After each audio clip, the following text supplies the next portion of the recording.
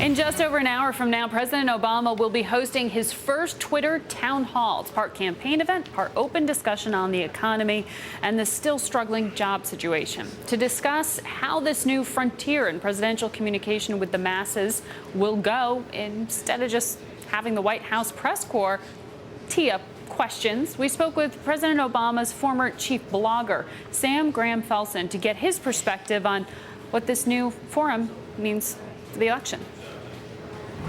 It changes the dynamic a lot.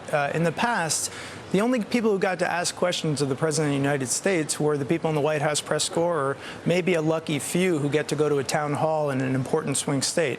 The White House is now opening it up to anybody with Twitter to ask a question of the President. Now, obviously, the President's not going to answer every single question. The last time he did one of these digital town halls, the top question was about marijuana, which is not exactly the top issue on most Americans' minds, especially in this economy. But it's a great opportunity for ordinary people to get the opportunity to get the issues that they care about in front of the President and hopefully get a response. And that last time you were talking about was with Facebook and a Facebook town hall.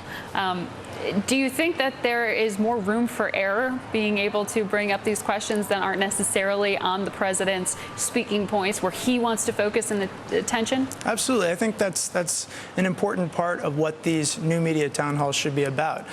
Getting in touch with a broader populace that, may have some sort of wacky questions in the minds of the media elite, but they could be important to those people. And it humanizes the President, I think, to touch on topics that aren't always discussed in the 24-hour news cycle we see on cable news. So, having some of these oddball questions, I think, displays that the President, is an accessible human being. And that's a really critical thing in the social media landscape, showing that you're accessible, that you're a human being, that you're, like everybody else in some respects. And now the President is also going to be tweeting out messages himself as well from the @BarackObama handle. And if they're from the President, he's going to personally sign them BO. That's right. It seems that with social media, the emphasis is it has to be genuine. It has to be from you. It can't be from your campaign. Is that right? Yeah, absolutely. I mean, of course, the President's not going to be able to tweet out every single tweet on the official account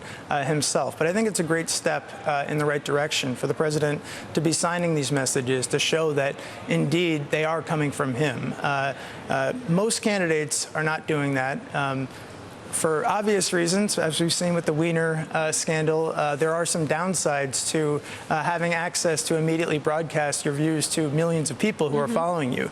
But I think that's critical for success with social media. Well, he's not the only one. The Republican contingent, as broad as it is at this point, many of them engaging on Twitter and on Facebook. A number of them actually announced their candidacy via Facebook as well. How easy is it to close that gap in terms of social engagement? Well, the Republican candidates are all now engaging on Facebook, Twitter, YouTube. I mean, at this point, you can't refuse to engage on social media. It's such a big part. Being engaged enough? No, is it the way you engage? Absolutely. It's not enough. And I would argue that this isn't the case with all of the Republican candidates, but too many candidates are using these social media tools in a very traditional one-directional kind of way, as broadcast tools, basically to get their press releases out there, to get their official campaign statements out there. But that's not really what the power of social media is all about. It's about creating a two-way conversation, and it's about creating a dynamic with the public. And the Citizens United ruling has added in a lot more corporate cash. It's going to be different in fundraising this time around. Huge sea change. The Citizens United ruling is pretty much going to make this next election a corporate cash free-for-all. I mean, we've even seen that Stephen Colbert applied for a super PAC, so he's going to be running ads.